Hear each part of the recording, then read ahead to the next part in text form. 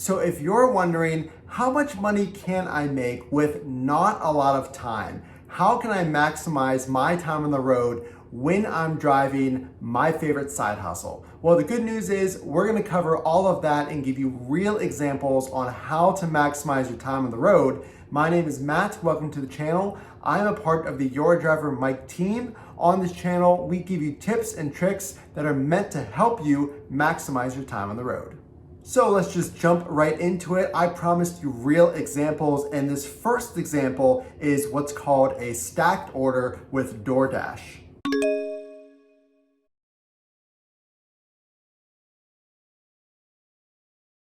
Now, a stacked order simply means that there are two orders on the same request. Now, to maximize your time on the road, here are two big tips. When you're getting requests, whether it is DoorDash or even Uber Eats, there are two mindsets that you want to have, or essentially things to keep in mind. Number one, your dollars per hour. So think about, even if you're driving 1 hour or 2 hours, you want to maximize your time. Well, it really helps to have a goal in mind for each hour, because then as you get orders coming in, and we're gonna go over this later in the video, you can say, well, how many orders will it take to reach my dollar per hour goal? Whether that's $25 or $30 an hour, whatever it happens to be. Having a goal makes reaching the goal much more attainable. Another really good strategy is having a dollars per mile goal. So on these requests with DoorDash, with Uber Eats, now Grubhub is a little different. They do not show you the mileage, but on DoorDash, on Uber Eats, so you see the mileage here. So how many dollars am I getting paid per mile driven? Now on this channel and on the Your Driver Mike channel, we like to see you near $1.75 or even $2 for each mile that you drive. So long story short, look at the payout that you're getting there and then determine, well, is this near that dollar per mile? And if you hit that threshold, again, right around $1.75 or $2 is really strong, then you can accept the orders based on that goal. So another really good power tip is, if you're unfamiliar with your marketplace, or if you're in a really dense marketplace, well, even if you're in a small area, this really helps. Specifically on DoorDash, there's an option where they'll show you a preview on the building. And I've recently seen this being added again to the DoorDash app. And the other apps, whether it's Grubhub or Uber Eats, if you're using that app and you're watching this video, it's okay that there might not be an image of the customer's location.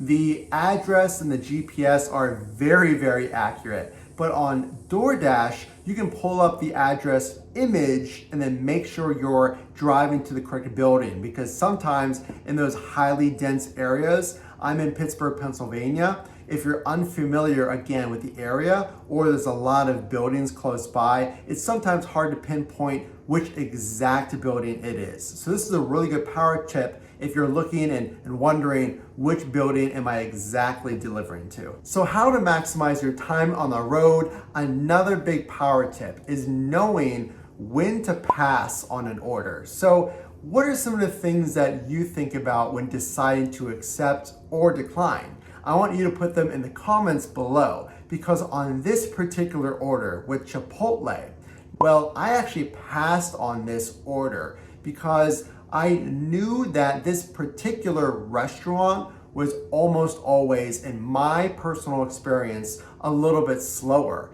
And during the dinner rush especially, so let's say you're driving after work or a few hours on the weekend. If you're getting a lot of orders coming in, don't be shy about declining those orders, because it does not affect you as a driver. And that goes for Uber Eats or Grubhub or DoorDash.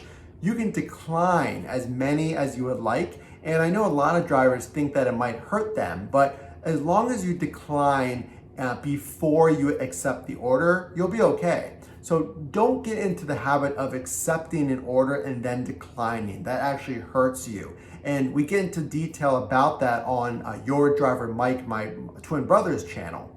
but go ahead and decline, and I passed on this particular order. So here's how to maximize your time on the road. Now you know your strategy, having a goal, and you also know that declining doesn't hurt you. So which rides should you accept? What do those rides typically look like? Well, on this given day, I was driving multiple applications at the same time. That is called multi-apping. So multi-apping is simply, like I said, perhaps driving on Uber Eats and DoorDash at the same time. So you can open both apps and be active, accepting orders, and then you accept the order that's best for you based on your goals. Now this is with DoorDash, and you can see on the map, the order looks fantastic. Again, it's a stacked order, so there are 2 requests on that same request, if you will. There are 2 orders, I should say, on that same request. And it's a very short trip. So you can see it's almost a perfect rectangle. It's a very short trip for me. So I went ahead and accepted this order because the trip distance is very short. But again, I'm getting paid double-digit earnings on this short ride because it's a stacked order. So those are the trips that you want to look for. Low mileage, high revenue, and you typically get those from stacked orders and the dinner rush times, and the weekends are also strong as well. So you can absolutely maximize your time on the road, and my time on the road for this shift was 5:30 p.m. to 7:15 p.m.